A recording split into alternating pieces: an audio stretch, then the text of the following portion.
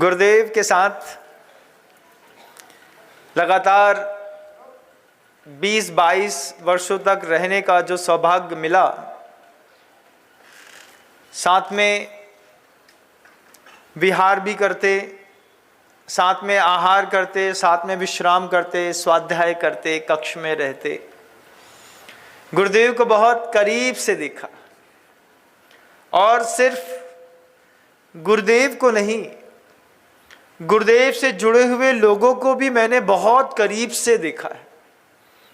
जब कभी भी दो बड़े लोगों के बीच में संवाद होता है तो पीछे से खड़ा हुआ व्यक्ति परीक्षण करता है कि इन महापुरुष से संवाद करने के कारण आपके जीवन में क्या परिवर्तन है। ऐसा ही एक प्रसंग मुझे याद आता है। गुरुवर पूरे संघ के साथ विहार कर रहे थे और पीछे से जोर जोर से जयकारों की आवाज आ रही थी। जयकारे भी आपको याद होंगे। गुरुवर आगे चलते जा रहे थे, पीछे पूरा मुनि संघ था, पीछे श्रावकों की अथाह भीड़ थी। भीड़ में से एक जयकारा लगातार चल रहा था, हर माँ का बेटा कैसा हो। हर आदमी बस एक ही बात कहते, विद्यासागर जैसा हो। ये जयकारे 5, 7, 8 बार लगातार गुरुदेव के कान में गए। हर माँ का बेटा कैसा हो, विद्यासागर जैसा हो। हर माँ का बेटा कैसा हो, विद्यासागर जैसा हो। हर माँ का बेटा कैसा हो, विद्यासागर जैसा हो। पूरी की पूरी जनता आवाज लगा रही थी और गुरुदेव के बगल में एक श्रावक श्रेष्ठी चल रहे थे। गुवाहाटी के थे वो, आज भी हैं गुरुदेव के अनन्य भक्तों में। और उनकी बात करने का अपना एक कौशल है। गुरुदेव से जब आप बहुत ज़्यादा किसी भी व्यक्ति से थोड़ा खुल जाते हैं तो खुलने के साथ साथ थोड़ा सा उनके साथ रह करके खिल भी जाते हैं। और जैसे वो खुले और खिले हुए व्यक्ति गुवाहाटी के साथ में विहार करते हुए चल रहे थे और उन्होंने अपनी भारी आवाज में कहा, महाराज, कोई भी व्यक्ति ये नहीं चाहता कि उसका बच्चा उसके पिता के जैसा हो। हर आदमी चाहता है हर माँ का बेटा कैसा हो, विद्यासागर जैसा हो। गुरुदेव ने देखा और मुस्कुराया, मुस्कुरा कर कैसा देखे और चलते चलते गुरुदेव का अपना तरीका ईरापद भक्ति से एक कांख में पीछी दबी हुई और चले जा रहे थे। गुरुदेव उन्हीं व्यक्ति से पूछते हैं, आप क्या चाहते हैं। जैसे ये प्रश्न उन बगल में चलते हुए महानुभावों से कोइंसिडेंस अचानक गुरुदेव ने पूछा कि जनता तो ये आवाज लगा रही है कि हर माँ का बेटा कैसा हो, विद्यासागर जैसा हो, लेकिन आप क्या चाहते हैं, आप भी क्या चाहते हैं। और जैसे ही ये प्रश्न गुरुदेव ने मुस्कुरा करके कहा और उनका चेहरा उतर गया। गुरुदेव ने कहा कि आप अपने बच्चे को अपने जैसा बना लो। वो कहते, नहीं गुरुदेव, मुझे अपना बच्चा अपने जैसा नहीं बनाना। क्यों? मेरे बच्चे की नजर में मेरी छवि बिगड़ गई है। क्या छवि बिगड़ गई है? मेरा बच्चा मुझे अधर्मी और झूठा समझता है। आपके बच्चे भी आपको ऐसा समझते हैं क्या? नहीं समझते। तो फिर आप सबसे पूछता हूं, क्या आप अपने बच्चे को अपने जैसा बनाना चाहते हैं? कभी कल्पना करिए कि पूछिएगा, एक बार हृदय में हाथ रख के प्रभु से प्रार्थना करो कि प्रभु, मैं अपने बच्चे को अपने जैसा बनाना चाहता हूं। और फिर अपना एक नया वर्जन सोचो कि अगर आपका पुत्र आपके जैसा बन गया तो ये क्या करेगा। जब गुरुदेव ने उन बगल में चलते हुए व्यक्ति से संवाद करते हुए कहा कि अगर ये पुत्र आपके जैसा बन जाए तो, गुरुदेव से वो व्यक्ति कहते हैं, मैं बिल्कुल नहीं चाहता कि मेरा बच्चा मेरे जैसा बने। गुरुदेव ने पूछा क्यों? तो जवाब बस वो था कि मेरा पुत्र मुझे अधर्मी और झूठा समझता है, और हकीकत में ऐसा है भी। इसलिए है कि मुझे याद है कि जब भी मैंने अपने बच्चे से कोई कमिटमेंट किया, उस कमिटमेंट को मैंने या तो पूरा नहीं किया या वक्त पर पूरा नहीं किया।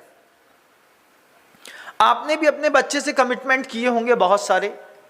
जब आपका बच्चा 5th 6th क्लास में पढ़ता होगा, थोड़ा बड़ा थोड़ा छोटा होगा, उस वक्त आप कहीं अटैची बांध करके बाहर जाने की तैयारी कर रहे होंगे। उस वक्त का माहौल देखिए जब बच्चे बिफर जाते हैं।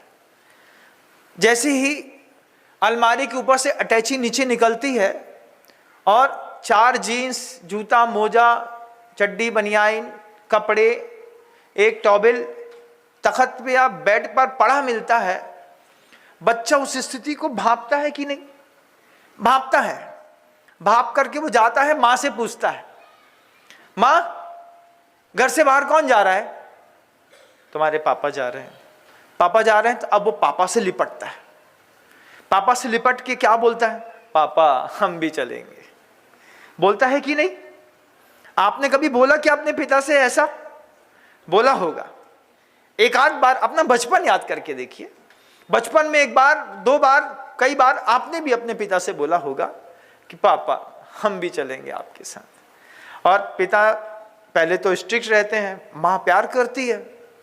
पिता ने देखा कि ये बच्चा बिल्कुल नहीं मान रहा है, नाक में दम किए हुए है, तो पिता ने बच्चे से कह दिया, अच्छा चलो तुम भी अपनी तैयारी कर लो, अपना भी बैग लगा लो। इतना क्या पिता के मुख से सुना, बच्चा उछल गया। अब वो जाता है 4th 5th क्लास में, तो बच्चा पढ़ता ही है, छोटा सा तो बच्चा। अब वो अपने खाने के लिए अपने स्कूल का टिफिन लेकर के आया, अपने हाथ से उसको धोया, धो करके तैयार करके फिर कपड़े से पोंछा, सुखाया, माँ के सामने जाकर के रख दिया, मेरा लंच पैक कर दो, हम भी पापा के साथ जा रहे हैं। ऐसा बोलते हैं कि नहीं? बच्चे बोलते हैं। फिर वो बच्चा अपनी अलमारी खोलता है जिसमें माँ की साड़ी, माँ के कपड़ों के साथ उसके कपड़े भी शामिल रहते हैं। उस शामिल कपड़ों में से वो अपनी चॉइस का 3-4 कपड़ा निकाल लेता है, पैंट निकाल लेता है, जूता निकाल लेता है, जूता पोंछ लेता है। अब बच्चे का पूरा उपयोग है कि मुझे भी जाना है, पापा के साथ जाना है, बड़ी गाड़ी में जाना है, अब मैं अपनी तैयारी कर लेता हूँ। और बच्चे ने पूरी तैयारी कर ली, कहीं से जूते निकाल लिए, कहीं से मोजे निकाल लीजिए, 2 शर्ट निकाल ली, 1 जीन्स निकाल ली। उसके पास नकली घड़ी होगी, हल्की वाली 30 रुपए वाली, जो शुरुआत में बच्चे को दी जाती है, क्योंकि एक दिन भी बच्चे घड़ी चला लें तो बहुत बड़ी बात है। शाम होते होते तक वो घड़ी का पूरा डिस्ट्रैक्शन हो चुका होता है। लेकिन वो घड़ी उसने पहन ली। पहनने के बाद मम्मी की अलमारी के नीचे, साड़ी के नीचे थोड़े से सिक्के पड़े थे। उसको लगा कि बाहर जाएंगे तो एक आइसक्रीम खाएंगे, तो मम्मी का एक सिक्का निकाल लिया, 2-4 निकाल लिए, नोट रखे थे तो नोट निकाल लिए।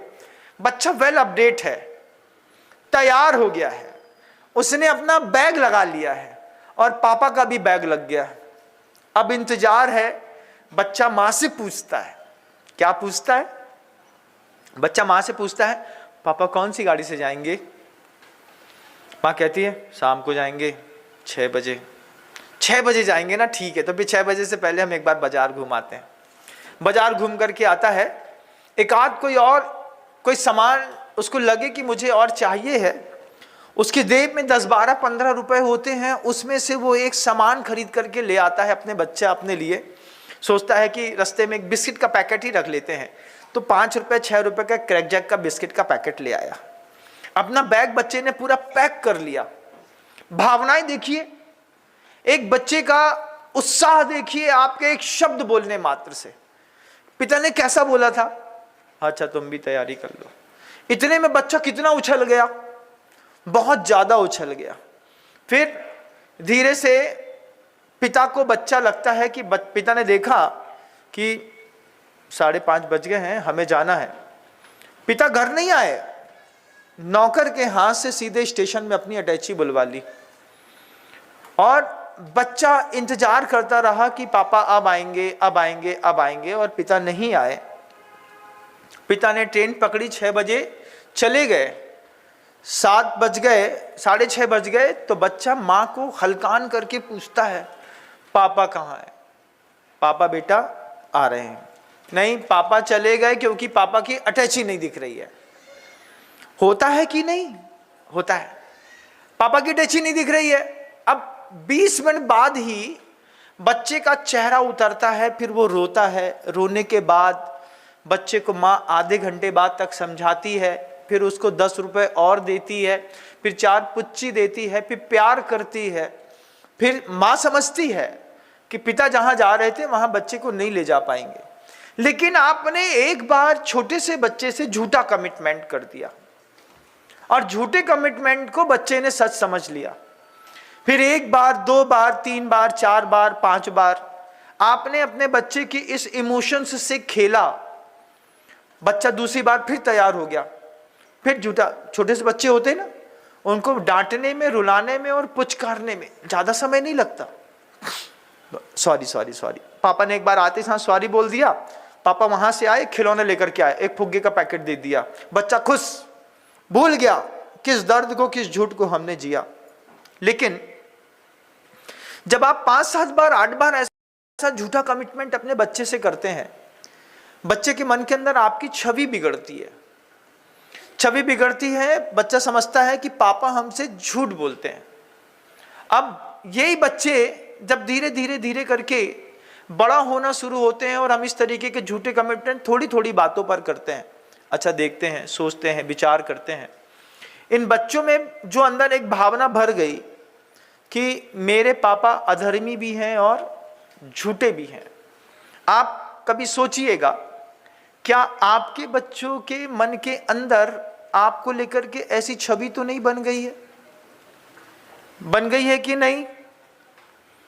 अभी हाँ नहीं कर पाएंगे आप, क्योंकि आपने अपने बच्चे से इस स्तर का छोटा छोटा झूठ जिंदगी में कई बार बोला है। और जो लोग आज पिता हैं, वो पिता की उम्र में बताइए, क्या आपको अपने पिता की बातों पर भरोसा है? पिता की बात पे भरोसा? बब्बा कब पलट जाए कोई भरोसा नहीं है। इसका मतलब है कि आपकी नजरों में आपके पिता झूठे हैं, आपकी नजरों में आपके पिता अधर्मी हैं। अब पीछे से आवाज फिर शुरू हुई, हर मां का बेटा कैसा हो, विद्यासागर जैसा हो। फिर एक आवाज निकली, गुरुदेव चलते चले जा रहे थे और उस गृहस्थ की आंख में आंसू आ गया। गृहस्थ रोते हुए कहता है, महाराज बिल्कुल नहीं चाहता कि मेरा बच्चा मेरे जैसा बने, मेरा बच्चा आपके जैसा बन पाए, ऐसा भी नहीं चाहता, क्योंकि अगर एक ही बच्चा है वो आपके जैसा बन जाएगा तो मेरा वृद्धावस्था में क्या होगा। गुरुदेव फिर पूछते हैं मुस्कुराते हुए, शब्द हैं गुरुदेव के, मैं बगल में, जस्ट बगल में गुरुजी के चल रहा था, संवाद सुनता जा रहा था और सीखता चला जा रहा था। गुरुदेव ने उस व्यक्ति से पूछा, क्या अपने बच्चे को आप बच्चा मानते हैं? हाँ, मैं अपने बच्चे को बच्चा मानता हूं। और जैसे ही उनने कहा कि मैं अपने बच्चे को अपना बच्चा मानता हूं, गुरुदेव ने नया प्रश्न खड़ा किया। गुरुदेव की अपनी एक तरीका होता था, गुरुवर ऐसे धीरे धीरे सिर हिला, अच्छा तो तुम अपने बच्चे को बच्चा मानते हो, तो ये बताइए कि आपका बच्चा किस बात में बच्चा है? दूसरा प्रश्न इतना जबरदस्त था कि वो प्रश्न अगर हम आज आपसे पूछें कि आपका बच्चा किस बात में बच्चा है, मुझे बताओ, किस बात में? पिता और पुत्र की परिभाषा कहां से शुरू होती है? देह को लेकर के होती है ना। किसी संतान की उत्पत्ति होती है और उसी दिन पुत्र और पिता दोनों का एक साथ जन्म होता है। उसके पहले तक आप पिता नहीं थे, पुत्र का पैदा होना हुआ तो आप पिता कहलाने लगे, फिर वो पुत्र आपको बड़ा होकर के पिता कहता है। पिता और पुत्र के बीच में की परिभाषा में क्या चीज है? एक देह। पिता और पुत्र की परिभाषा के बीच में कभी आपने चेतना रखी कि नहीं रखी? कभी आपने अपने पुत्र की चेतना के विकास के लिए कोई पुरुषार्थ किया क्या? देह के विकास के लिए अच्छे कपड़े दिए, अच्छे झूले दिए, अच्छा लिविंग स्टैंडर्ड दिया, अच्छा भोजन दिया, बच्चों को अच्छा व्यवस्थित रखने के लिए अच्छा मकान दिया, एसेसरीज दी, सब दिया ना, आज भी दे रहे हैं, आगे भी देंगे। आप और आपका बच्चा देह के स्तर पर पिता पुत्र का संबंध रखता है, लेकिन उस बच्चे की चेतना में और आपकी चेतना में कोई संबंध है कि नहीं? एक बार चिंतन करिए ना, पूछिए अपने आप से और अपने पिता की से भी अपने को कोरिलेट करते हुए पूछिए, क्या मेरी पिता की चेतना से मेरी चेतना का कोई संबंध था कि नहीं, कि हम लोग जीवन भर सिर्फ देह के संबंध जीते रहे। पता चलेगा कि जितने भी संबंध हैं सब देह के हैं, चेतना का कोई संबंध नहीं है। गुरुदेव का दूसरा प्रश्न है, वही प्रश्न मेरा आज आप सबके बीच में है कि आपका बच्चा किस बात में बच्चा है? उसको क्या नहीं आता बताओ ना आप मुझे। एंड्रॉइड चलाना आपको आता है, उसको भी आता है। भोजन करना आपको आता है, उसको भी आता है। क्रोध करना आपको आता है, उसको भी आता है। घर को मेंटेन करना आपको आता है, आपका बच्चा भी सीख गया। फिर भी आप अपने बच्चे को बच्चा कहते हैं। किस बात में बच्चा है आपका बच्चा? चाहे बच्चा हो या बच्ची, किस बात में बच्ची है? महाराज अभी इसने दुनिया नहीं देखी। जितनी दुनिया आपने देखी है उस स्तर की दुनिया उसने भी देख ली है। अब आप एक सेम एज के लोग हो गए, अब अपने बच्चे को बच्चा क्यों कहते हैं? नहीं, फिर भी व्यवहार में कहना तो पड़ेगा ना, महाराज ये हमारा बच्चा है। तो फिर उत्तर ढूंढिएगा अपनी जिंदगी में, मेरे बच्चे को ऐसा क्या है जो नहीं पता। अगर आप सोचते हैं कि रिलेशनशिप्स के बारे में बच्चा नहीं जानता है, तो आपसे बहुत अच्छा जानता है। आपको लगता है कि अभी बच्चे को देह की परिभाषा नहीं आती, तो देह की परिभाषा बच्चे 5th क्लास में सीखने लगे। कौन से स्टैंडर्ड में? 5वीं क्लास में, 5th क्लास में बच्चे को फिजिकल रिलेशनशिप्स के बारे में जानकारी प्राप्त करने की इच्छाएं होने लगती हैं। और 5th स्टैंडर्ड में बच्चे उस तरीके की वीडियो, उस तरीके के कंटेंट एंड्रॉइड पे देखते हैं, आपकी अनुपस्थिति में देखते हैं और देख करके वो सब चीज सीख चुके होते हैं जो आप जिस चीज में अपने आप को प्रौढ़ और सामने वाले को बच्चा समझते हैं। सब पता है आपके बच्चे को, ऐसी कोई चीज नहीं है जो आपके बच्चे से छिपी है। हाँ, ये बात अलग है कि बच्चा आपकी नजरों के सामने इतना शालीन है कि वो ये शो नहीं करता कि हमको सब आता है। हम और बड़े महाराज, एक बड़े महाराज है, हम लोग साथ में बैठे थे डिंडौरी में। सामने से एक बच्चा बहुत अच्छे तरीके से तैयार होकर के छोटी उम्र का आ रहा था।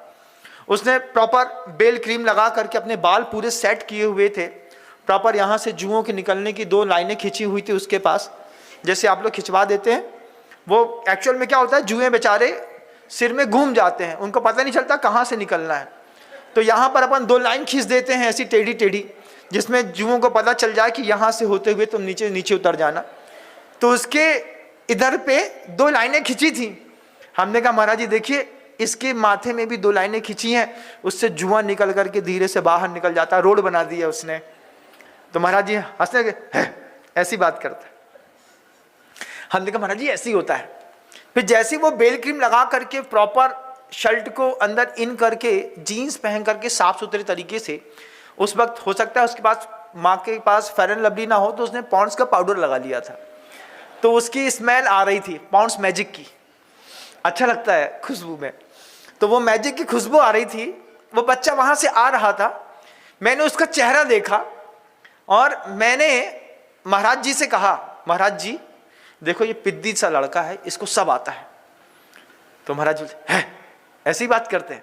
हमने कहा महाराज जी अभी तो हमारी उसकी बात नहीं हुई ना, अपन ट्राई करते हैं, आप चुप बस रहिएगा। गुरुदेव बड़े महाराज जी चुप हो गए। मैंने उससे इशारे में पूछा, क्यों तुमको सब आता है ना? वो प्यार से बोलता, हमको सब आता है महाराज जी, हम सब समझते हैं। हमने कहा देखो ये सब समझता है। हमने उनसे पूछा कौन सी क्लास में पढ़ते हो? 5th क्लास में है। टाइम बर्बाद हो जाता है बहुत ज्यादा पढ़ाई में, एनर्जी वेस्ट हो जाती है। हमने कहा 5वीं क्लास में तुमको पता है एनर्जी वेस्ट हो जाती है? हंसने की बात नहीं है, गंभीरता, टू बी सीरियस। अपन समझें इस बात को। जब मैंने महाराज जी से उस बच्चे का साक्षात्कार कराया, जीवन के प्रैक्टिकली अनुभव है हमारे, हमने गुरु जी के साथ रह करके देखे हैं, समझे हैं, सीखे हैं। लेकिन बस वही चीज थी कि कोई भी प्रैक्टिकली कोई भी अनुभव कल तक 2-3 के बीच में था, आज आप सबके बीच में है, एक चेतना का दिया जलाने के लिए कि हो सकता है इस तरीके का अंधकार हमारे घर के अंदर हो और हम उसको स्वीकार न कर पा रहे हैं। 5th क्लास का बच्चा सब समझता है। फिर जब 5th क्लास का बच्चा सब समझता है तो हर क्लास के बढ़ते बढ़ते बढ़ते बच्चे की उन सारी भावनाओं में जो एक प्रमोशन होता है, और उस प्रमोशन को लेते हुए बच्चे जिस तरीके से वल्गर कंटेंट में घूमते हैं, झूलते हैं, स्मोकिंग करते हैं, ड्रिंक करते हैं, डियर बियर एंड चीयर की लाइफस्टाइल में जीते हैं, अपने आप को कुछ और समझते हैं, हवा में उड़ते हैं। आपका बच्चा किस बात में बच्चा रहा, किस बात, क्या छिपाना चाहते हैं आप बच्चे से? और ऐसी कौन सी चीज है जो अब आप अपने बच्चे को नहीं बता सकते? कुछ नहीं बचा। फिर बच्चे को बच्चा मत कहिए, फिर भी महाराज कहलाएगा तो वो हमारा बच्चा।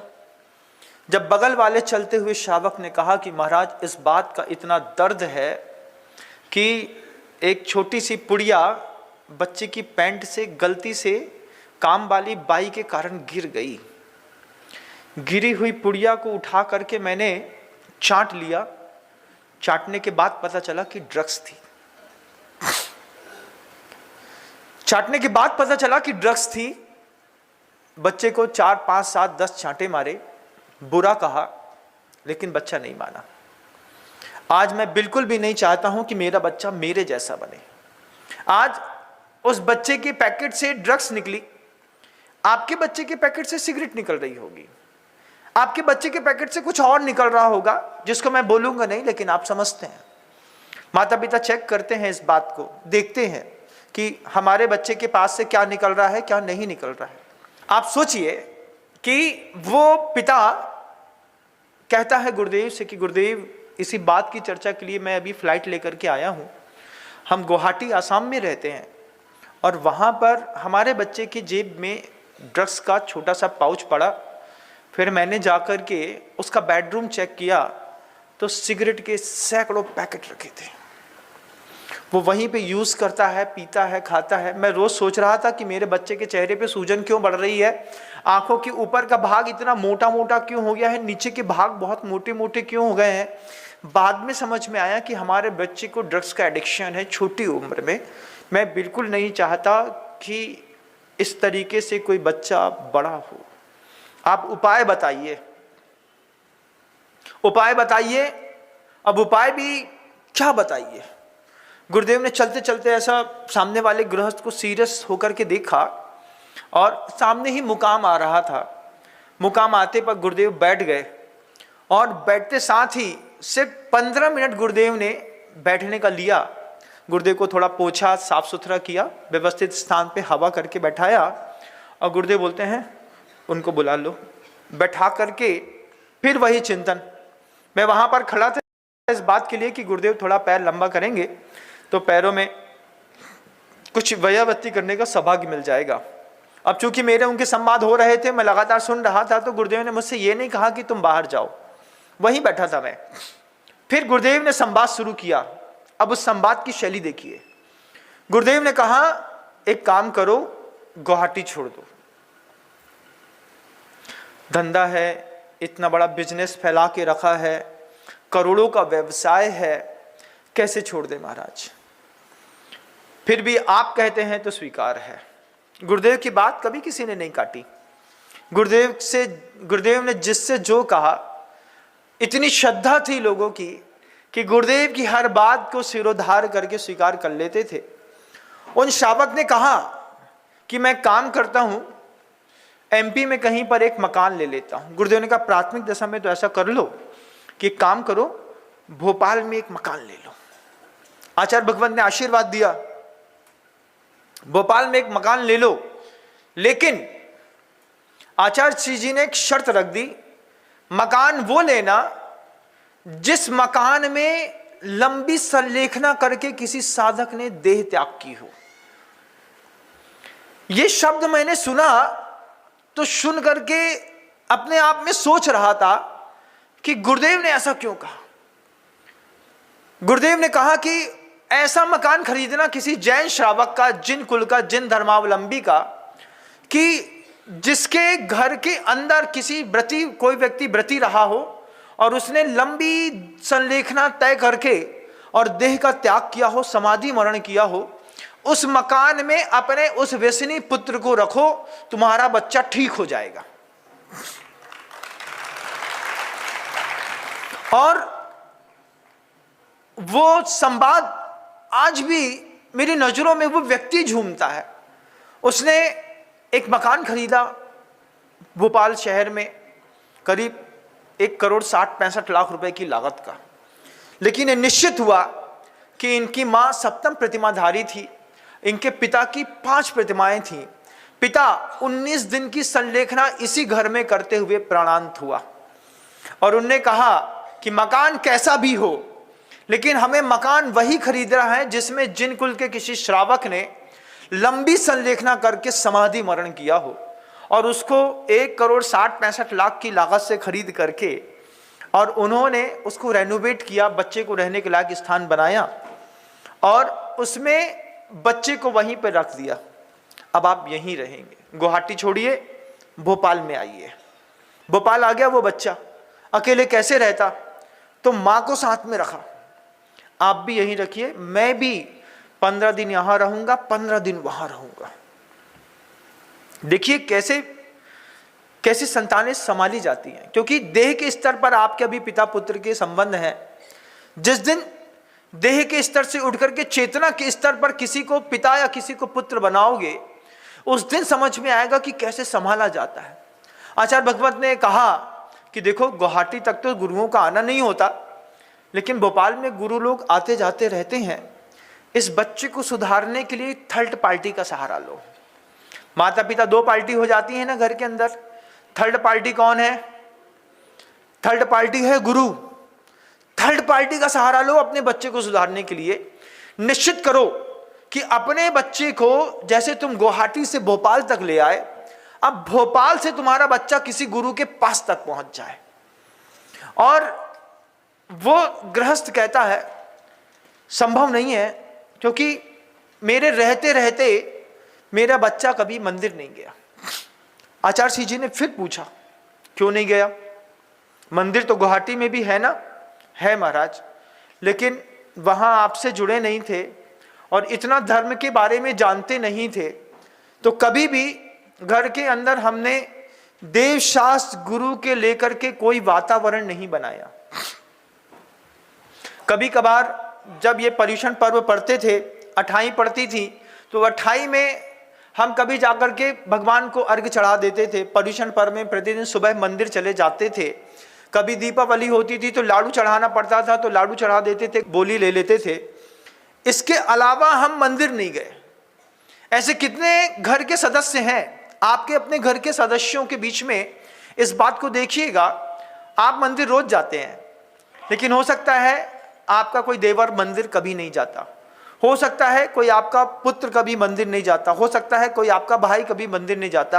अपने परिवार में अन्वेषण करके देखिए कि परिवार के प्रत्येक सदस्यों में से ऐसे कितने सदस्य हैं जो महीनों मंदिर नहीं जाते। महीनों, वो जो महीनों मंदिर नहीं जाता, एक्चुअल में वही आप लोगों का बच्चा है। उसी बच्चे को सुधारना और संवारना है। तो गुरुदेव के वो संदेश, उन संकेतों को हमें गंभीरता से समझना पड़ेगा, इंप्लीमेंट करना पड़ेगा। आज अभी मौसम है, उत्सव है, उल्लास का समय आ रहा है जिंदगी का। 10 दिन बाद पर्वराज पर्युषण पर्व आएंगे, लेकिन आपका बच्चा मंदिर नहीं जाता, निश्चित है ना? कितने माता पिता ऐसे होंगे जिनके बच्चे मंदिर बिल्कुल भी नहीं जाते? हाथ मत उठाइएगा, क्योंकि हम जानते हैं आपको संकोच होता है, मुझे भी संकोच होता है। मैं आप सबसे कहना चाहता हूं कि अगर आपको ऐसा लगे कि आपका बच्चा उम्र दराज हो चुका है और वो मंदिर नहीं जाता, आपको लगे कि आपका बच्चा अब कभी आपका कहना मंदिर के मामले में नहीं मानेगा, लेकिन थर्ड पार्टी का सहारा तो लेना है। क्या उपाय है महाराज? उपाय बताऊं कि आपको आते हैं? महाराज जी, हम कितना बोलें अपने बच्चे से कि मंदिर चलो मंदिर चलो, मंदिर नहीं जाता। आप बताइए मुझे, आप सबसे पूछना चाहता हूं, अंतिम बार पिता की उंगली पकड़ करके आप मंदिर कब गए थे?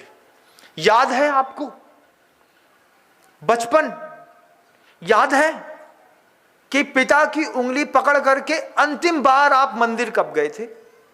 अपने अपने जीवन में कुछ क्वेश्चन इस पूरे उद्बोधन से ढूंढिएगा, खींचिएगा एक रेखा, 4-5 क्वेश्चन खड़े कर लेंगे, मैं समझूंगा आपने पूरे जीवन का सार्थ पकड़ लिया।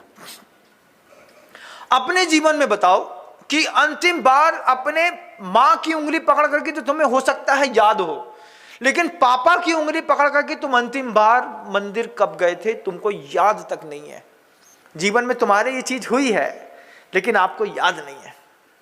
अब आपका बच्चा बड़ा हो गया है, आप बूढ़े हो गए, अब आपको इस बात की चिंता लगती है, आपको मरने से पहले इस बात का अंदाजा तो लग गया होगा कि मरने के बाद हमारे घर में क्या होने वाला है। जो 70-75 साल की उम्र के लोग होते हैं ना, 80 साल की उम्र के लोग, वो अंदाजा लगा चुके होते हैं अपने हर बच्चे का नेचर देख करके कि ये बड़ा तो सुनता नहीं है, छोटा कभी हमारे हाथ में आया नहीं, ये 3 नंबर वाला है जो थोड़ी बहुत हमारी बात सुनता है लेकिन बेचारा बहुत कमजोर है। अब अचानक मान लीजिए आप हार्ट पेशेंट हैं, कैंसर पेशेंट हैं और आपकी डेथ हो जाए, तो आपके अचानक जाने के बाद घर के अंदर क्या होगा बताओ? बच्चे आपकी संपत्ति के दावेदार बनेंगे कि वारिस बनेंगे? क्या बनेंगे? बच्चे आपकी संपत्ति के वारिस नहीं है। वारिस तो आपने अपने घर के अंदर पैदा ही नहीं किया। वारिस पैदा ना करना एक बहुत बड़ी गलती थी। हमने पैदा किए दावेदार। जिंदगी रहते बच्चों को हक देंगे नहीं, और मरने के बाद जब बच्चे हमारी दुकान में, मकान में, प्रॉपर्टियों में, कैश में दावेदारी ठोकेंगे तो कितने बड़े बड़े कोर्ट में युद्ध होते हैं। हाँ महाराज, होते हैं। किस बात का झगड़ा है? जब बड़े ने पूरी संपत्ति हड़प लाई, अब क्या करें? बड़े को छोड़ेंगे थोड़ी। ये भाषा आपके दोनों पुत्रों के बीच में अगर बनी और इस भाषा का प्रयोग करके आपके पुत्रों ने मान लीजिए कोर्ट में कोई कोर्ट केस ठोका, उसके लिए भी जवाबदार हैं आप, क्योंकि आपने अपने पूरे जीवन काल में अपनी संपत्ति के दावेदार बनाए लेकिन एक भी वारिसान नहीं बनाया। भले आप वारिसनामा ठोकते हैं, कहते हैं कि हम वारिसनामा वसीयतनामा कर रहे हैं, लेकिन आपने अपने बच्चे के लिए एक दावेदार खड़ा किया। आपका बच्चा क्या है? आपकी संपत्ति में दावेदार है कि वारिस है? कितने लोगों के बच्चे वारिसदार हैं? बड़ा मुश्किल होगा इन शब्दों का उत्तर ढूंढना, बहुत मुश्किल होगा, बहुत मुश्किल। बच्चे को पिता का हाथ पकड़ के अंतिम बार कब मंदिर गए ढूंढना बहुत मुश्किल है। आज उम्र हो गई, बड़ी उम्र में इस बात का दर्द है अगर आपके अंदर, तो किस बात का दर्द है कि महाराज आपकी बात सही है, हम चाहते हैं हर माँ का बेटा कैसा हो, विद्यासागर जैसा हो। आप अपने जैसा अपने पुत्र को नहीं बनाना चाहते, और वास्तव में देखा जाए तो अंदर क्वालिटी हमने खुद बिल्डअप नहीं की है कि हम अपने बच्चे को अपने जैसा कुछ भी दे पाए, लेकिन हम आज चाहते हैं कि हमारा बच्चा अच्छा बने। ये भावना तो है ना। हम भले बच्चे से बुरा बोलते हैं, हम बच्चे से तेज बोलते हैं, बच्चे को मार देते हैं, लेकिन हम ये चाहते हैं कि बच्चा अच्छा बने। लेकिन बच्चा उम्र दराज हो गया। अभी सुबह ही मेरे कमरे में वो बात घटी जब किसी माँ ने कहा 30 साल का हो गया है और व्यसनी हो गया, वो सब सारे सत्कर्म करता है, संपत्ति भी इतनी ज्यादा नहीं है कि हम कुछ सेफ रख सके। अब एक बात की चिंता बड़ी उम्र में अगर पैदा हो गई, 30 साल की उम्र में बच्चे को कैसे समझाएं? एकमात्र उपाय है, एकमात्र उपाय। अगर आपकी उम्र 50-55 की है और आपको लग रहा है कि आपके घर के अंदर बिस्बेल पैदा हो गई है, जो बच्चा आपकी कोई बात नहीं सुनता, आर्गुमेंट करता है, आपकी कीमत नहीं समझता, आगे भविष्य में उम्मीद दिखने लगती ना धीरे धीरे, ये कभी जीवन में हमारे काम नहीं आएगा। अगर ऐसी उम्मीद आपको आपके बच्चे से हो गई है कि ये हमारे जीवन में कभी काम नहीं आएगा, ये बेसनी हो गया है। बच्चे का पैकेट चेक करके देखिए, कभी हो सकता है कुछ गलत निकल जाए, तो समझना बच्चे की धारा कहाँ पे जा रही है। उसको लाइन अप करने का एकमात्र उपाय है 55 साल की उम्र के पिता का, कि बच्चे से बोले हमको मंदिर तक छोड़ दो, तुम मंदिर चलो नहीं, मंदिर तक छोड़ दो, हमसे गाड़ी चलाते नहीं बन रही। और क्या करें, सीट में पीछे बैठे, कार में नहीं आना, बच्चे के साथ मंदिर में, टू व्हीलर पे अपने बच्चे से कहो बेटा हमें मंदिर तक छोड़ दो। वो बेटा मंदिर नहीं जाएगा, क्योंकि आप जानते हैं आपने ऐसे संस्कार नहीं दिए। बच्चा जब मंदिर के लिए गाड़ी उठाए, किक मारे, स्टार्ट करे, पीछे आप बैठो, तो बच्चे के कंधे पर अपना एक हाथ रख दो। बस एक कंधे पर हाथ रखो। उस बच्चे के कंधे पर जब आप अपना हाथ रखेंगे और बच्चा गाड़ी चलाते वक्त इस बात का एहसास में जिएगा कि मेरे पिता ने मेरे कंधे पर हाथ रखा है, ये अनुभूति जीवन की एक ऐसी सुखद अनुभूति होगी कि जो आप कभी महसूस नहीं कर पाएंगे। उपाय मात्र एक है। मुझे बताइए, अंतिम बार आपने अपने बच्चे को छाती लगा करके कब गले मिले थे? अंतिम बार? कितना फ्रैक्शन है ना घर के अंदर। हम इस कमरे में रहते हैं, बच्चा उस कमरे में रहता है, गले मिलने की तो कोई बात ही नहीं है। लेकिन जिस दिन आप शुरुआत करिए, ऐसे शुरुआत करो, कंधे पर हाथ रखो, गाड़ी में पीछे बैठो, बोले हमको मंदिर तक छोड़ दो, चावल उसी को पकड़ा दो, बोले अच्छा तुम भी कर लो थोड़ा सा। 2 दिन बाद बोलना, आओ, ऐसे धीरे से बोलना, बहुत प्रेम से, चलो तुम भी दर्शन कर लो। वो इस बहाने तुम्हारा सहारा लेकर के मंदिर आएगा। तब तुम उसके चेतना के स्तर पर पिता बन पाओगे। अभी तो तुम उसके सिर्फ देह के स्तर पर पिता बनेगा। देह के स्तर के पिता अलग बात है, लेकिन चेतना के स्तर पर किसी का गुरु बनना, चेतना के स्तर पर किसी का पिता बनना, किसी की मां बनना, और उसको उस मार्ग पर ला करके खड़ा करना जिससे उसको दिखाई दे, उसका विजन दिखाई दे, जिंदगी जीने का एक तरीका दिखाई दे। जैसे गुवाहाटी से उठ करके भोपाल आया वो श्रावक, मकान कैसा दूल्हा, क्षेत्र की शुद्धि क्या मायने रखती है। यह घटना अभी और घटी है आगरा नगर में। आगरा शहर में कोई नयागंज करके कोई जगह है, वहां पर मंदिर है। मंदिर के चारों तरफ के जैनियों ने अपने मकान बेचे और थर्ड पार्टी ट्रांसफर होते होते वो मकान मुसलमानों तक पहुंच गए। मुसलमानों तक वो मकान पहुंचे जैनों के, जैनों ने बेचे होंगे अग्रवाल को, माहेश्वरी को, गुप्ता को, किसी और को। लेकिन लगा, उन लोगों को लगा कि इस मकान में मेरा लाभ नहीं हो रहा है, और उसमें से आगरा के उस मकानों में एक मकान मुसलमान के हाथ में आ गया, फिर तीसरे से दूसरा आ गया, तीसरा आ गया, चौथा आ गया, 12-15 मकान मुसलमानों ने खरीद लिए। उसमें से एक मकान, जिस मकान में वही स्थिति घटी कि उस मकान के मुखिया ने संलेखना के व्रत ग्रहण करके और देह त्याग करी थी, वो मकान आ गया किसी मुसलमान के हाथ में। आज वो 200 करोड़ का आसामी हो गया उस मकान में रहते रहते। जिस मकान से वो नई बरकत को प्राप्त कर पाए, उस मकान में संलेखना लिए हुए साधक की ऐसी अनुकूल वर्गणाएं थी, उन वर्गणाओं का ऐसा गजब का प्रभाव हुआ कि वे घर के अंदर के लोग परिवर्तित, संवर्धित और उठते चले गए।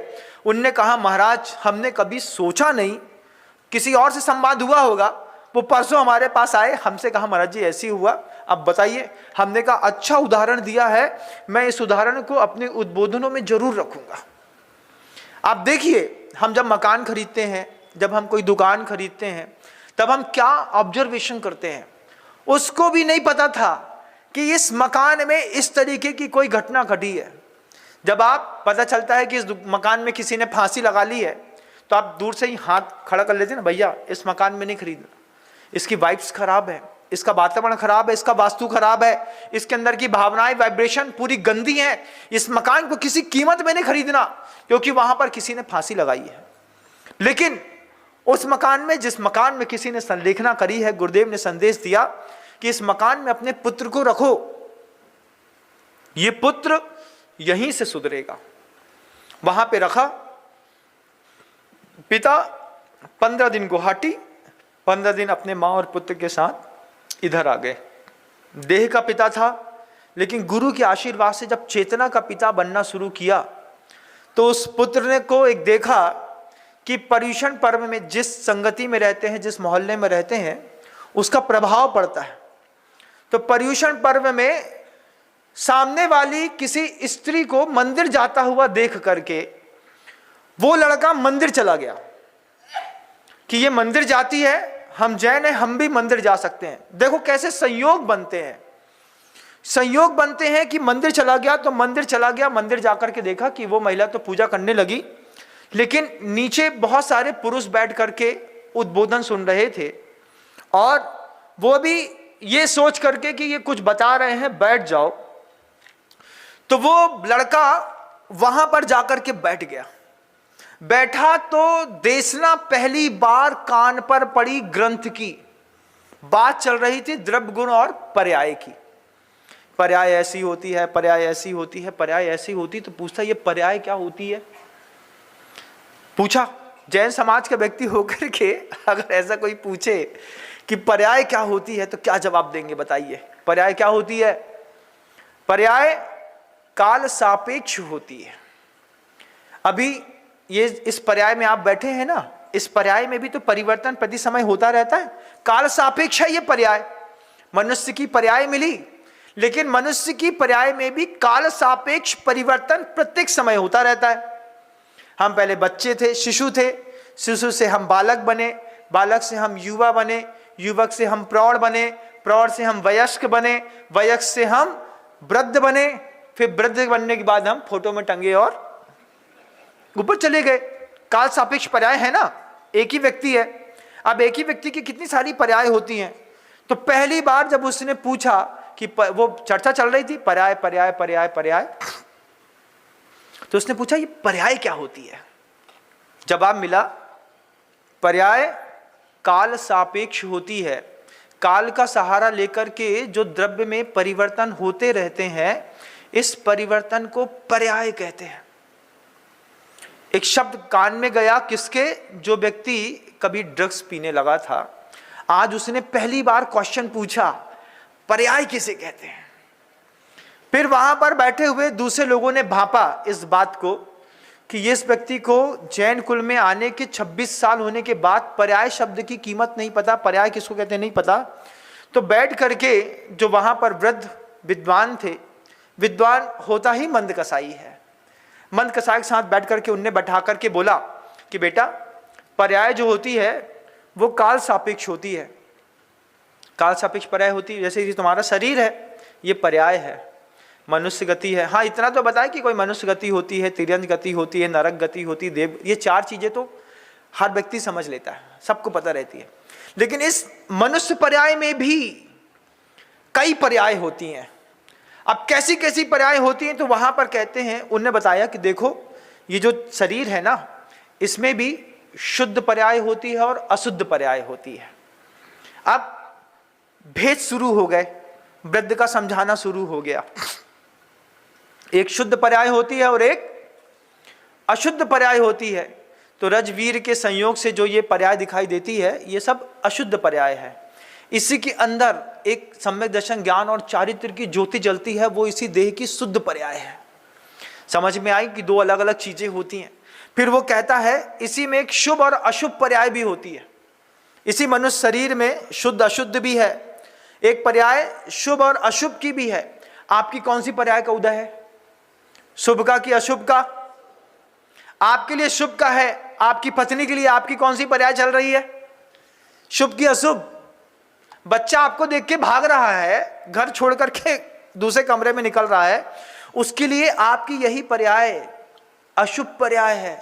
बच्चा अशुभ से बचता है, आप भी अशुभ से बचते होंगे कहीं ना कहीं, तो किसी ना किसी को देख के आप भी भागते होंगे। तो निश्चित करो कि हमारी ये पर्याय किसी के लिए अशुभ न बने। बताया कि पर्याय शुद्ध और अशुद्ध भी होती है, पर्याय शुभ और अशुभ भी होती है। पर्याय में स्वभाव और विभाव पर्याय भी होती हैं। एक स्वभाव पर्याय होती है जो अपने ही अंतरात्मा में बिना स्खलित हुए, जब राग द्वेष किए बिना कोई व्यक्ति बैठा रहता है, किसी भी प्रकार की आकुलता नहीं होती, किसी भी प्रकार की इच्छा नहीं होती, ये स्वभाव पर्याय है। विभाव पर्याय क्या है? यही नर नारकादि रूप विवाह पर्याया द्वेधा पर्याय द्वेधा स्वभाव विवाह व्यंजन पर्याय। अब उसको समझ में आई कि एक शरीर में क्या क्या घटित होता है। स्वभाव पर्याय होती है, विवाह पर्याय होती है, फिर कहते हैं इसमें भी बेटा सिर्फ स्वभाव प्रभाव शुभ अशुभ शुद्ध अशुद्ध नहीं, इसमें भी ये पर्याय नियत और अनियत भी होती हैं। अनियत पर्याय भी होती हैं, हाँ, नियत पर्याय भी होती हैं, हाँ। तुम्हारे साथ भी अपने साथ घटाओ, उस बच्चे पे मत जाओ, बच्चे का सहारा लेकर के अपने साथ घटाओ कि तुम्हारे जीवन में कुछ शुभ है कुछ अशुभ है, कुछ नियत है कुछ अनियत है, कुछ शुद्ध है कुछ अशुद्ध है, कुछ स्वभाव है कुछ विभाव है। इतने तक रुका नहीं, कहते हैं उसके बाद कुछ अर्थ पर्याय भी होती हैं, कुछ व्यंजन पर्याय भी होती हैं। अब ये अर्थ पर्याय और व्यंजन पर्याय क्या है? वे पर्याय जो सिर्फ केवली के ज्ञान का विषय बनती हैं, घटती तो हमारे अंदर है लेकिन विषय बनती हैं, केवली के ज्ञान का विषय बनती हैं, उसको अर्थ पर्याय कहते हैं। और जो व्यंजन पर्याय है जो आंखों से दिखाई देती है, ठिनगा हो गया, गोरा हो गया, चिकना मोटा लंबा चौड़ा, ये सब व्यंजन पर्यायों में आ गया। इसके बाद वो रुका नहीं, उसके बाद और कहता बेटा अभी पर्याय के बहुत खेल है इस संसार में। कुछ विद्यमान पर्याय होती हैं, कुछ अविद्यमान पर्याय होती हैं। विद्यमान पर्याय क्या है? ये जो तुम सामने दिख रहे हो ये विद्यमान पर्याय है। और इसमें अविद्यमान क्या है? इसमें अविद्यमान है तुम्हारा केवल ज्ञान, जो आज तुम्हारे अंदर लब्धि रूप में तो है लेकिन उपयोग रूप में नहीं है।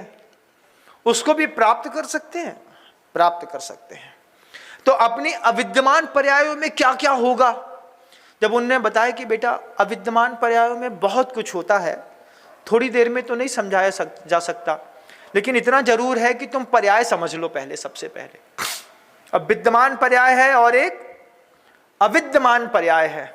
अविद्यमान और विद्यमान पर्याय के बाद वही दादाजी कहते हैं बेटा ये विद्यमान और अविद्यमान भी स्थिर और अस्थिर होता है। तो दो पर्याय और घट गई, स्थिर पर्याय और अस्थिर पर्याय।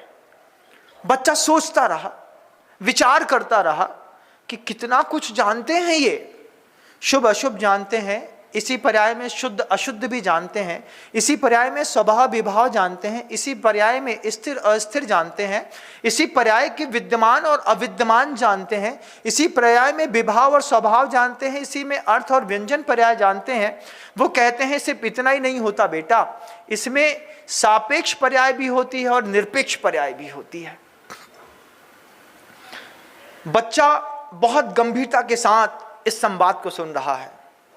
ड्रग्स पीने वाला बच्चा एक क्षेत्र बदल गया, एक अच्छा घर बदल दिया, एक अच्छा पर्व उसके सामने आ गया, पिता का थोड़ा सहारा मिल गया, कंधे पर हाथ मिल गया, आज विद्वान के सामने बैठ करके सापेक्ष और निरपेक्ष की बात कर रहा है। इसके बाद कहते हैं इतना ही नहीं होता, एक स्वजाति की पर्याय होती है, एक विजाति पर्याय होती है। जब आप बोलते हैं वी वांट एक अदर पीस, एक वी वांट एक अनदर पीस, तो अदर पीस में और अनदर पीस में क्या अंतर है? इसी के जैसा कुछ दूसरा दे दो, we want a another piece, we want a other piece, इसके जैसा लेकिन कुछ और दिखाओ, कुछ और कंपनी का प्रोडक्ट दिखाओ। बोलते हैं ना इसी की मिक्सी दे दो, इसी की दूसरी दे दो, अनदर पीस। स्वजाति पर्याय भी होती हैं, विजाति पर्याय भी होती हैं। इतना कुछ देखने के बाद वो कहता है इतना ही कुछ नहीं है, इसके साथ एक संयोगी पर्याय भी होती है और एक वियोगी पर्याय भी होती है। संयोगी पर्याय क्या है? बहुत प्यार से उस वृद्ध ने पहली बार उस बच्चे के सिर पे हाथ रख के कहा कि बेटा जैसा इस बात को सुनकर के तुम्हारे मन के अंदर जो शांति और इच्छा पैदा हो रही है, ये संयोगी पर्याय है। संयोगी पर्याय कैसी है कि किसी अच्छे नौकर्म का सहयोग पाकर के जो मन के अंदर शुभ भाव पैदा होते हैं, या फिर इस पुद्गल और इस आत्मा के अंदर दोनों के मिलने पर ये जो चलता फूरता इंसान दिखाई देता है, ये जीव की संयोगी पर्याय है। एक जीव है और एक अजीव है। पुद्गल क्या है? क्या है पुद्गल? जिसमें पूर्ण गलन का स्वभाव है, ये अजीव है। इसके अंदर एक जीव है। जीव और अजीव के मिलने पर एक संयोगी पर्याय पैदा हो गई। और एक संयोगी पर्याय के अलावा एक असंयोगी पर्याय भी होती है जो पौद्गल पुद्गल के रूप में होता है। सुमेरु पर्वत खड़ा है तो खड़ा है, असंयोगी पर्याय है, स्थिर पर्याय है, शुभ है अशुभ है। आपके जीवन में इतना में क्या कुछ है, इस पर्याय का चिंतन करिएगा कि आप में संयोग वियोग का क्या है, विभाव स्वभाव में आपके पास क्या है, स्थिर अस्थिर में आपके पास क्या है, शुभ अशुभ में आपके पास क्या है, और आपकी ये पर्याय किसके लिए शुभ है, किसके लिए अशुभ बन रही है, इसका चिंतन करो। उस बच्चे से कहा, बच्चे ने चिंतन किया, चिंतन करते करते करते करते वो चिंतन इतना प्रगाढ़ होता गया कि वो प्रगाढ़ता बढ़ती गई बढ़ती गई बढ़ती गई, और आज उसी बच्चे ने गृहस्थ जीवन स्वीकार करके सप्तम प्रतिमा के व्रत गुरुदेव श्री विद्यासागर जी महाराज से लिए। 7 प्रतिमाधारी हैं वो। कभी ड्रग्स पीते थे, आज 7 प्रतिमा के साथ अहिंसा धर्म का पालन करते हैं। परिवर्तन लाने के लिए संयोग की धाराएं बनाई जाती हैं। बहुत कुछ संवाद में मैं कह गया, आप इस संवाद की गंभीरता को जीने का प्रयास करिएगा। अपने आप को देखने का प्रयास करिएगा कि देह के स्तर पर आप अपने पुत्र के पिता हैं कि कुछ और, चेतना के स्तर पर आपने अपने पुत्र को क्या दिया है। एक दूसरा प्रश्न खड़ा करिएगा अपने मन के अंदर कि देव शास्त्र गुरु को आपने अपने परिवार में किस तरीके से शामिल किया। कौन सा ऐसा घर का व्यक्ति है जिसके अंदर आपने देव शास्त्र गुरु के प्रति श्रद्धा पैदा करी है। एक व्यक्ति बताइएगा कि जिसको आपने इतना तैयार किया हो। फिर कितने लोग ऐसे हैं जो आपके घर के अंदर मंदिर नहीं जाते। सभा विभाव शुद्ध अशुद्ध के बीच में आपको इस बारे में, इस उद्बोधन से पूर्व में कितनी जानकारी थी अपने बारे में, ये भी एक बार आप एक बैठ करके सिर्फ चिंतन करिएगा, और चिंतन करके लगे कि अभी और बहुत कुछ जानना, देखना, सुनना, समझना बाकी है जिंदगी में। अभी और भी बहुत कुछ ऐसा है जो हमारे अंदर है और हमको नहीं पता है, हमारे बच्चे को नहीं पता है। तो कल प्रयास करिएगा, आप आते हैं, बच्चे से कहिएगा चलो बेटा हमको पंडाल तक छोड़ाओ। फिर उससे बोलना आधा घंटा बैठो, बगल में बैठ के, जिस दिन मुझे इस बात की खुशी होगी, आज आपके बगल में पता नहीं कौन सा पड़ोसी बैठा है जिसको आप नहीं पहचानते, लेकिन वो कितना पवित्र दिन होगा जिस दिन पिता को इस बात की अनुभूति होगी कि हमारा पुत्र हमारे बगल में बैठ करके मुनिराज के प्रवचन सुन रहा है। आज आपका पुत्र घर में सो रहा है, पढ़ रहा है, एंड्रॉइड चला रहा है, आप प्रवचन सुन रहे हैं। लेकिन एक दिन ऐसा मौका निकालिएगा, पूरे इंदौर शहर के लोग एक कमाल करो ना कि अपने पुत्र को लेकर के और प्रवचन सुनने के लिए आओ। और फिर जब प्रवचन पंडाल से बाहर निकलो तो पंडाल में खड़े होकर के एक सेल्फी लो, हाथ जोड़ते हुए पुत्र की, या फिर आप हाथ जोड़ लो या पुत्र आपका हाथ जोड़ ले, या दोनों हाथ जोड़ करके किसी और से एक फोटो खिंचाओ अपने पुत्र की, पिता के साथ, और नीचे स्टेटस में डालो जीवन का वह स्वर्णिम दिन आज मैंने और मेरे बच्चे ने दोनों ने एक साथ मिलकर के 1 घंटे तक वीर शासन की देशना सुनी है। यह सौभाग्य का दिन है। जिस दिन आपने अपने स्टेटस में ऐसी फोटो लगाई, विश्वास मानिए आपके घर की धाराएं बदल जाएंगी। आज हम अपने बच्चे को वो जिस हाल में जी रहा है छोड़ देते हैं और चले आते हैं। पर्युषण पर्व भी मनाओ तो बहुत दिन हो गए, पता नहीं किसके किसके साथ, दोस्तों के साथ मना लेते हैं, लेकिन इस बार का पर्युषण पर्व मनाओ अपने पिता के साथ। बहुत सारे बच्चे होते हैं, उनको दिमाग में रहता है कि मुझे शिविर में जाना है, शिविर में जाना है, शिविर में जाना है। बड़े बड़े महाराज जी लोगों के शिविर लगते हैं, आप जाते हैं, लेकिन इस बार का संकल्प करो कि किसी ऐसे शिविर में बैठेंगे जब हम 10 दिन हम पिता पुत्र एक साथ शिविर में बैठेंगे, जिससे हम 10 दिनों में हम एक दूसरे के बीच का गैप भी फिल कर सकें, साथ ही साथ धर्म की नई परिभाषा समझ सकें। यही आपके चेतना के स्तर पर एक पिता होने का सबसे बड़ा एक प्रमाण पत्र होगा कि आप गुरु के सानिध्य में पत्नी के साथ तो बहुत बार आए, एक बार अपने जवान पुत्र के साथ बगल में बैठे, एक फोटो खिंचाएं इसी मंच का, और फिर कहें दुनिया में प्रभावना करें उस फोटो की। बात समझ में आ रही है ना? फिर उस फोटो की प्रभावना करें कि आज एक सौभाग्य का दिन था कि हम पिता पुत्र ने जिंदगी के 30 साल निकालने के बाद पहली बार वीर स्वामी की देशना गुरुमुख से एक साथ बैठ करके सुनी है। आज का हमारा दिन अपने आप में धन्य धन्य हो गया। आपकी उस प्रभावना को देख करके लोगों का मन बदलेगा और धीरे धीरे पूरे इंदौर शहर का माहौल बदलेगा। बंधुओं, आप सब माहौल बदलें। शब्दों को विराम देता हूँ। गुरुदेव श्री विद्यासागर जी महाराज की। जा वाणी के ज्ञान से सूझे लोकालोक, सो वाणी मस्तक नमु सदा देथूं धोख। हे जिनवाणी भारती तो है जपो दिन रैन, जो तेरी शरणा गहे सो पावे सुख चैन।